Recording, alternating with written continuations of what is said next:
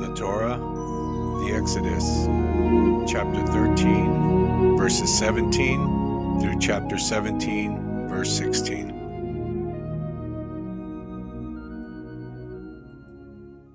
Now it happened that when Pharaoh had let the people go, God did not guide them by the way of the land of the Philistines, even though it was near, for God said, "Lest the people change their minds when they see war, and return to Egypt." Hence God turned the people to the way of the wilderness to the Red Sea, and the sons of Israel went up in battle array from the land of Egypt. And Moses took the bones of Joseph with him, for he had made the sons of Israel solemnly swear, saying, "God will surely take care of you, and you shall bring up my bones from here with you." Then they set out from Succoth and camped in Etham on the edge of the wilderness. And Yahweh was going before them in a pillar of cloud by day to guide them on the way, and in a pillar of fire by night to give them light, that they might go by day and by night. He did not take away the pillar of cloud by day, nor the pillar of fire by night, from before the people.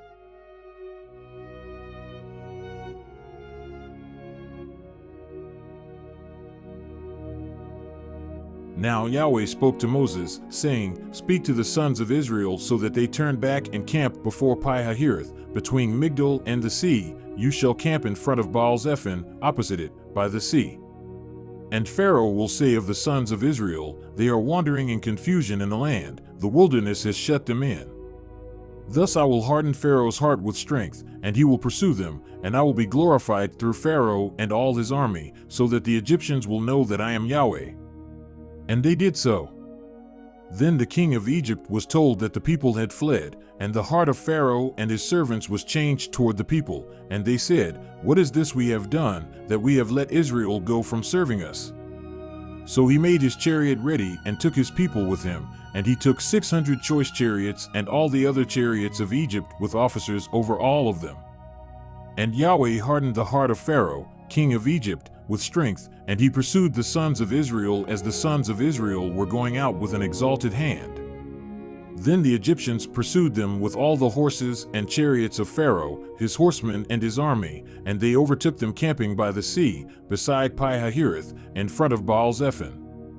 Now Pharaoh drew near, and the sons of Israel lifted up their eyes, and behold, the Egyptians were marching after them, and they became very afraid, so the sons of Israel cried out to Yahweh. Then they said to Moses, "Is it because there were no graves in Egypt that you have taken us away to die in the wilderness? What is this you have done against us in bringing us out of Egypt? Is this not the word that we spoke to you in Egypt, saying, 'Leave us alone that we may serve the Egyptians'? For it would have been better for us to serve the Egyptians than for us to die in the wilderness." But Moses said to the people, "Do not fear. Stand by and see the salvation of Yahweh, which he will accomplish for you today. For the Egyptians whom you have seen today, you will never see them again forever. Yahweh will fight for you, and you will keep silent." Then Yahweh said to Moses, "Why are you crying out to me? Speak to the sons of Israel so that they go forward. As for you, raise up your staff and stretch out your hand over the sea and split it, and the sons of Israel shall go through the midst of the sea on dry land. As for me, behold, I will harden the hearts of the Egyptians with strength so that they will go in after them, and I will be glorified through Pharaoh and all his army, through his chariots and his horsemen. Then the Egyptians will know that I am Yahweh, when I am glorified through Pharaoh, through his chariots and his horsemen." Then the angel of God, who had been going before the camp of Israel, moved and went behind them, and the pillar of cloud moved from before them and stood behind them. So it came between the camp of Egypt and the camp of Israel, and there was the cloud along with the darkness, yet it gave light at night. Thus the one did not come near the other all night. Then Moses stretched out his hand over the sea, and Yahweh swept the sea back by a strong east wind all night and made the sea into dry ground, so the waters were split. So the sons of Israel went through the midst of the sea on the dry land, and the waters were a wall to them on their right hand and on their left. Then the Egyptians pursued them, and all Pharaoh's horses, his chariots and his horsemen went in after them into the midst of the sea. Then at the morning watch, Yahweh looked down on the camp of the Egyptians through the pillar of fire and cloud and brought the camp of the Egyptians into confusion. And he caused their chariot wheels to swerve, and he made them drive with difficulty. So the Egyptians said, "Let us flee from Israel, for Yahweh is fighting for them against the Egyptians." Then Yahweh said to Moses, "Stretch out your hand over the sea so that the waters may come back over the Egyptians, over their chariots and their horsemen."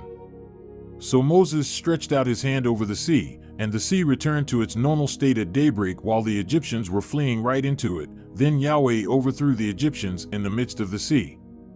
And the waters returned and covered the chariots and the horsemen, even Pharaoh's entire army that had gone into the sea after them, not even one of them remained. But the sons of Israel walked on dry land through the midst of the sea, and the waters were a wall to them on their right hand and on their left. Thus Yahweh saved Israel that day from the hand of the Egyptians, and Israel saw the Egyptians dead on the seashore. Then Israel saw the great hand which Yahweh had used against the Egyptians, and the people feared Yahweh, and they believed in Yahweh and in his servant Moses.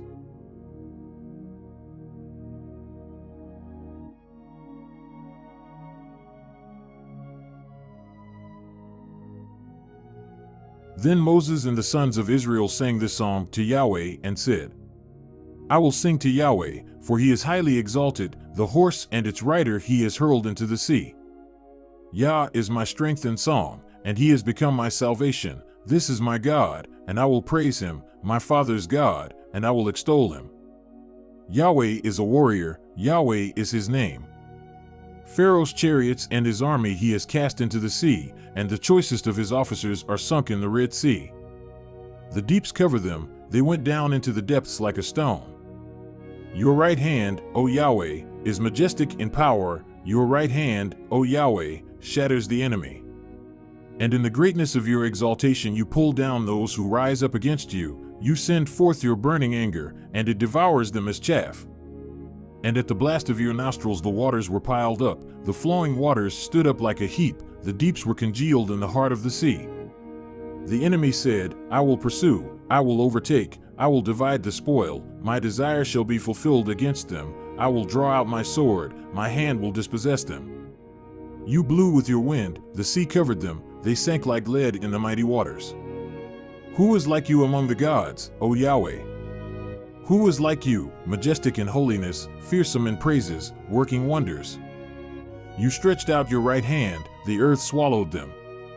In your lovingkindness you have guided the people whom you have redeemed, in your strength you have led them to your holy habitation. The peoples have heard, they tremble, anguish has seized the inhabitants of Philistia. Then the chiefs of Edom were dismayed, the leaders of Moab, trembling seizes them, all the inhabitants of Canaan have melted away. Terror and dread fall upon them, by the greatness of your arm they are still as stone, until your people pass over, O Yahweh, until the people pass over whom you have purchased.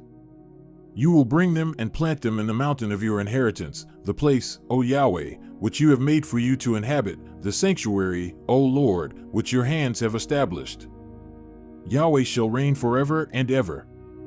For the horses of Pharaoh with his chariots and his horsemen went into the sea, and Yahweh brought back the waters of the sea on them, but the sons of Israel walked on dry land through the midst of the sea. And Miriam the prophetess, Aaron's sister, took the tambourine in her hand, and all the women went out after her with tambourines and with dancing. And Miriam answered them, Sing to Yahweh, for he is highly exalted, the horse and his rider he has hurled into the sea. Then Moses had Israel set out from the Red Sea, and they went out into the wilderness of Shur, and they went 3 days in the wilderness and found no water. And they came to Marah, but they could not drink the waters of Marah, for they were bitter, therefore it was named Marah. So the people grumbled at Moses, saying, What shall we drink? Then he cried out to Yahweh, and Yahweh showed him a tree, and he threw it into the waters, and the waters became sweet. There he set for them a statute and a judgment, and there he tested them. And he said, If you will earnestly listen to the voice of Yahweh your God, and do what is right in his sight, and give ear to his commandments, and keep all his statutes, I will put none of the diseases on you which I have put on the Egyptians, for I, Yahweh, am your healer. Then they came to Elim, where there were 12 springs of water and 70 date palms, and they camped there beside the waters. Then they set out from Elim, and all the congregation of the sons of Israel came to the wilderness of Sin, which is between Elim and Sinai, on the 15th day of the 2nd month after their departure from the land of Egypt. And the whole congregation of the sons of Israel grumbled against Moses and Aaron in the wilderness. And the sons of Israel said to them, Would that we had died by the hand of Yahweh in the land of Egypt, when we sat by the pots of meat, when we ate bread to the full, for you have brought us out into this wilderness to put this whole assembly to death with hunger. Then Yahweh said to Moses, Behold, I will rain bread from heaven for you, and the people shall go out and gather a day's portion every day, that I may test them, whether or not they will walk in my law. Now it will be on the 6th day, they shall prepare what they bring in, and it will be twice as much as they gather daily. So Moses and Aaron said to all the sons of Israel, At evening you will know that Yahweh has brought you out of the land of Egypt, and in the morning you will see the glory of Yahweh, for he hears your grumblings against Yahweh. And what are we, that you grumble against us? And Moses said, This will happen when Yahweh gives you meat to eat in the evening and bread to the full in the morning, for Yahweh hears your grumblings which you grumble against him. And what are we? Your grumblings are not against us, but against Yahweh. Then Moses said to Aaron, Say to all the congregation of the sons of Israel, Come near before Yahweh, for he has heard your grumblings.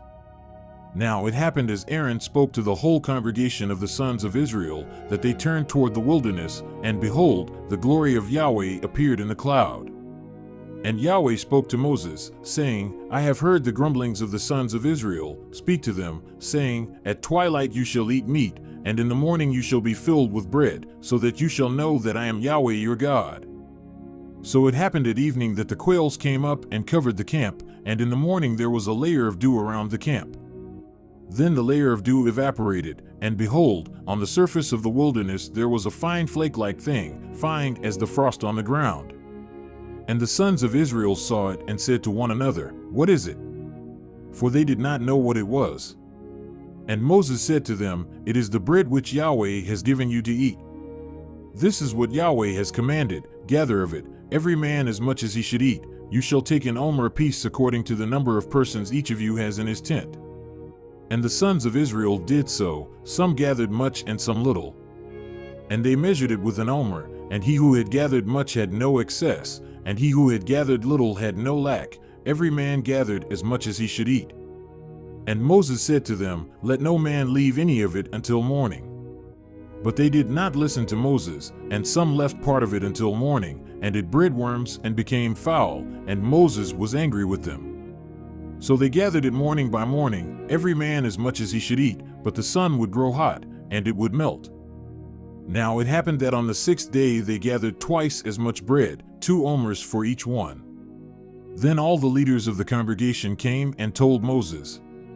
And he said to them, This is what Yahweh has spoken. Tomorrow is a Sabbath observance, a holy Sabbath to Yahweh. Bake what you will bake and boil what you will boil, and all that is in excess put aside to be kept until morning. So they put it aside until morning, as Moses had commanded, and it did not become foul, nor was there any worm in it. And Moses said, Eat it today, for today is a Sabbath to Yahweh. Today you will not find it in the field. 6 days you shall gather it, but on the 7th day, the Sabbath, there will be none. Now it happened on the 7th day, that some of the people went out to gather, but they found none. Then Yahweh said to Moses, How long do you refuse to keep my commandments and my laws? See, Yahweh has given you the Sabbath, therefore he gives you bread for 2 days on the 6th day. Remain every man in his place, let no man go out of his place on the 7th day. So the people rested on the 7th day. And the house of Israel named it manna, and it was like coriander seed, white, and its taste was like wafers with honey. Then Moses said, This is what Yahweh has commanded, let an omerful of it be kept throughout your generations, that they may see the bread that I fed you in the wilderness, when I brought you out of the land of Egypt. And Moses said to Aaron, Take a jar and put an omerful of manna in it, and place it before Yahweh to be kept throughout your generations. As Yahweh commanded Moses, so Aaron placed it before the testimony to be kept.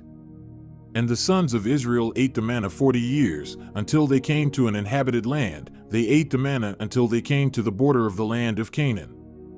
Now an omer is 1/10 of an ephah. Then all the congregation of the sons of Israel journeyed by stages from the wilderness of Sin, according to the command of Yahweh, and they camped at Rephidim, and there was no water for the people to drink. Therefore the people contended with Moses and said, "Give us water that we may drink." And Moses said to them, "Why do you contend with me? Why do you test Yahweh?" But the people thirsted there for water, and they grumbled against Moses and said, "Why now have you brought us up from Egypt to put us and our children and our livestock to death with thirst?" So Moses cried out to Yahweh, saying, "What shall I do to this people? A little more and they will stone me." Then Yahweh said to Moses, "Pass before the people and take with you some of the elders of Israel, and take in your hand your staff with which you struck the Nile, and go. Behold, I will stand before you there on the rock at Horeb, and you shall strike the rock, and water will come out of it, that the people may drink." And Moses did so in the sight of the elders of Israel. So he named the place Massah and Meribah because of the contending of the sons of Israel, and because they tested Yahweh, saying, "Is Yahweh among us or not?" Then Amalek came and fought against Israel at Rephidim. So Moses said to Joshua, "Choose men for us and go out, fight against Amalek. Tomorrow I will take my stand on the top of the hill with the staff of God in my hand." And Joshua did as Moses told him, to fight against Amalek, and Moses, Aaron, and Hur went up to the top of the hill. So it happened when Moses raised his hand up, that Israel prevailed, and when he let his hand down, Amalek prevailed. But Moses' hands were heavy. Then they took a stone and put it under him, and he sat on it, and Aaron and Hur supported his hands, one on one side and one on the other. Thus his hands were steady until the sun set. So Joshua overwhelmed Amalek and his people with the edge of the sword. Then Yahweh said to Moses, "Write this in a book as a memorial and recite it in Joshua's hearing, that I will utterly blot out the memory of Amalek from under heaven." And Moses built an altar and named it "Yahweh is my banner." And he said, "Because he has sworn with a hand upon the throne of Yahweh will have war against Amalek from generation to generation." From the Torah portion, which is the prophets, we have the book of Judges, chapter 4, verse 4, through chapter 5, verse 31. Now Deborah, a prophetess, the wife of Lapidoth, was judging Israel at that time, and she used to sit under the palm tree of Deborah between Ramah and Bethel in the hill country of Ephraim. And the sons of Israel came up to her for judgment.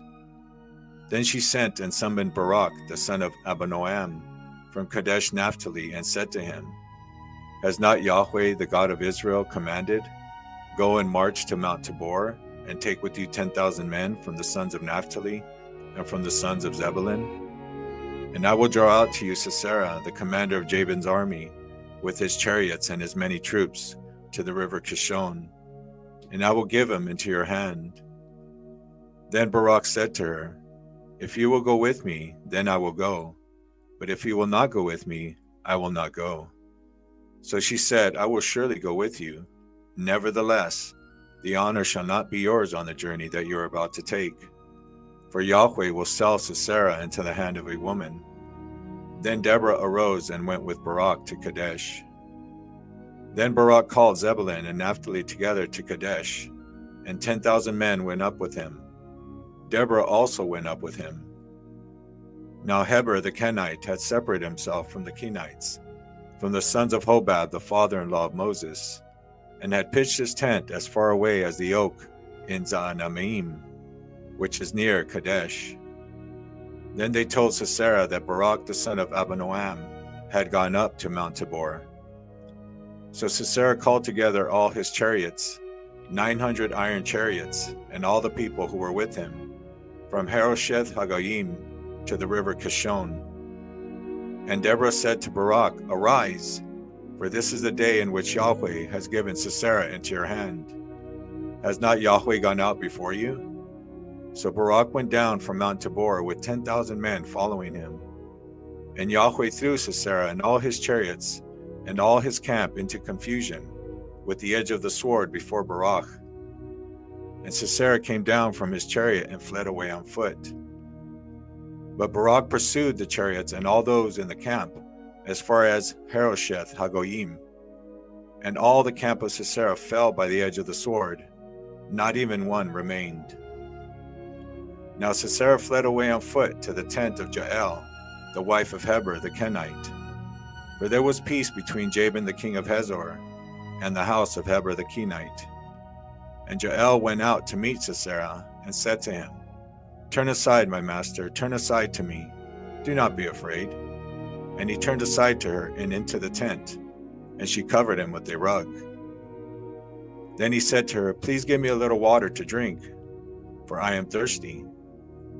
So she opened a bottle of milk and gave him a drink. Then she covered him. And he said to her, "Stand in the doorway of the tent, and it shall be, if anyone comes and asks of you, and says, 'Is there a man in here?' that you shall say no." Then Jael, Heber's wife, took a tent peg and placed a hammer in her hand, and went secretly to him and drove the peg into his temple. And it went through into the ground, for he was sound asleep and exhausted. So he died. Now behold, Barak was pursuing Sisera, and Jael came out to meet him and said to him, "Come, and I will show you the man whom you are seeking." And he entered with her, and behold, Sisera was lying dead, with the tent peg in his temple. So God subdued on that day Jabin the king of Canaan before the sons of Israel. And the hand of the sons of Israel went forth heavier and heavier against Jabin the king of Canaan, until they had cut off Jabin the king of Canaan.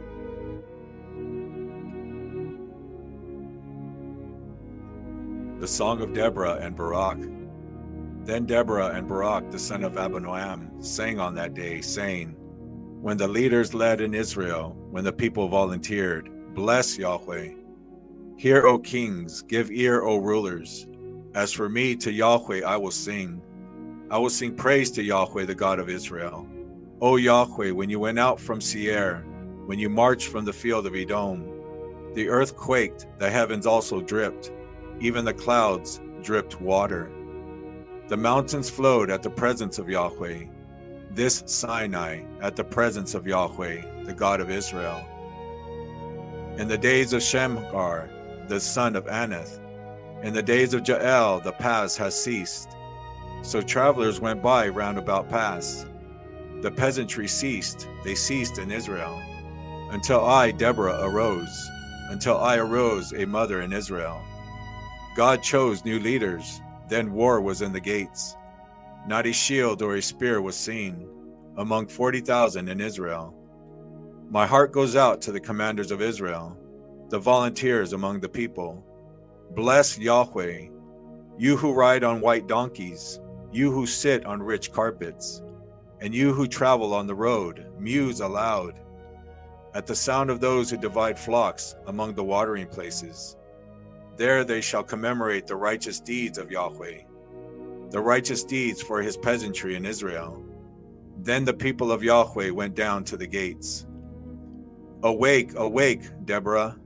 Awake, awake, utter a song. Arise, Barak, and take away your captives, O son of Abinoam. Then survivors came down to the mighty ones. The people of Yahweh came down to me as warriors. From Ephraim, those whose root is in Amalek came down. Following you, Benjamin, with your peoples. From Machir, commanders came down. And from Zebulun, those who wield the staff of a scribe. And the princes of Issachar were with Deborah. As was Issachar, so was Barak. Into the valley they rushed at his heels, among the divisions of Reuben. There was great persistence of the heart. Why did you sit among the sheepfolds, to hear the whistling for the flocks? Among the divisions of Reuben, there were great probings of the heart. Gilead dwelt across the Jordan. And why did Dan stay in ships? Asher sat at the seashore, and dwelt by its landings. Zebulun was a people who despised their lives even to death, and Naphtali also, on the high places of the field. The kings came and fought, then fought the kings of Canaan. At Tanakh, near the waters of Megiddo, they took no gain of silver. The stars fought from heaven, From their courses they fought against Sisera. The river of Kishon swept them away, the ancient river, the river Kishon. O my soul, march on with strength.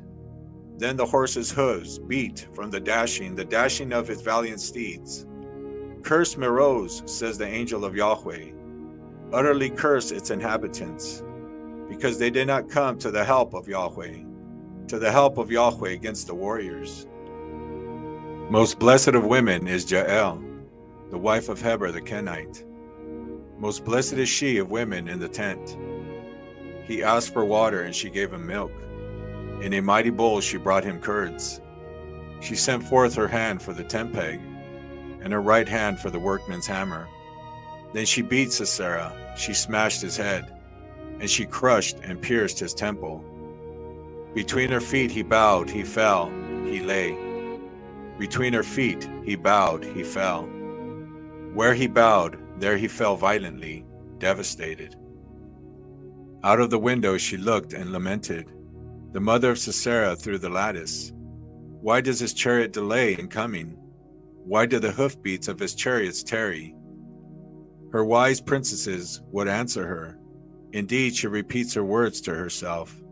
Are they not finding? Are they not dividing the spoil? A maiden, 2 maidens for every mighty man. To Sisera a spoil of dyed work, embroidered, dyed work of double embroidery on the neck of the spoil.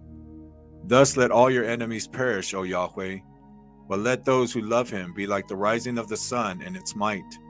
And the land was quiet for 40 years.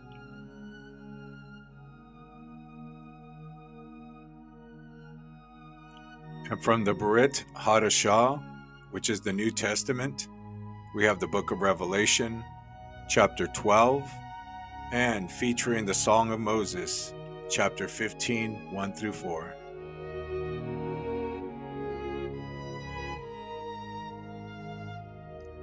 A great sign was seen in heaven, a woman clothed with the sun, and the moon under her feet, and on her head a crown of 12 stars. She was with child, she cried out in pain, laboring to give birth. Another sign was seen in heaven. Behold, a great red dragon, having 7 heads and 10 horns, and on his heads 7 crowns. His tail drew 1/3 of the stars of the sky, and threw them to the earth. The dragon stood before the woman who was about to give birth, so that when she gave birth he might devour her child. She gave birth to a son, a male child, who is to rule all the nations with a rod of iron. Her child was caught up to God and to his throne. The woman fled into the wilderness, where she had a place prepared by God, that there they may nourish her 1,260 days. There was war in the sky. Michael and his angels made war on the dragon. The dragon and his angels made war. They didn't prevail. No place was found for them any more in heaven. The great dragon was thrown down, the old serpent. He was called the devil and Satan, the deceiver of the whole world. He was thrown down to the earth, and his angels were thrown down with him. I heard a loud voice in heaven saying, Now the salvation, the power, and the kingdom of our God, and the authority of his Messiah has come. For the accuser of our brothers has been thrown down, who accuses them before our God day and night. They overcame him because of the Lamb's blood, and because of the word of their testimony. They didn't love their life even to death. Therefore rejoice, heavens, and you who dwell in them. Woe to the earth and to the sea, because the devil has gone down to you, having great wrath, knowing that he has but a short time. When the dragon saw that he was thrown down to the earth, he persecuted the woman who gave birth to the male child. 2 wings of the great eagle were given to the woman, that she might fly into the wilderness to her place, so that she might be nourished for a time, times, and a half a time, from the face of the serpent. The serpent spewed water out of his mouth after the woman like a river, that he might cause her to be carried away by the stream. The earth helped the woman, and the earth opened its mouth and swallowed up the river, which the dragon spewed out of his mouth. The dragon grew angry with the woman and went away to make war with the rest of her offspring, those who keep God's commandments and hold to Yeshua's testimony.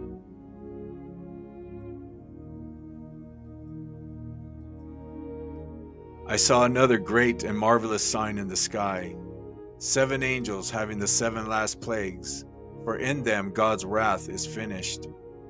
I saw something like a sea of glass mixed with fire, and those who overcame the beast, his image, and the number of his name, standing on the sea of glass, having harps of God. They sang the song of Moses, the servant of God, and the song of the Lamb, saying, "Great and marvelous are your works, Lord God, the Almighty. Righteous and true are your ways, you King of the nations. Who wouldn't fear you, Lord, and glorify your name? For you only are holy. For all the nations will come and worship before you, for your righteous acts have been revealed."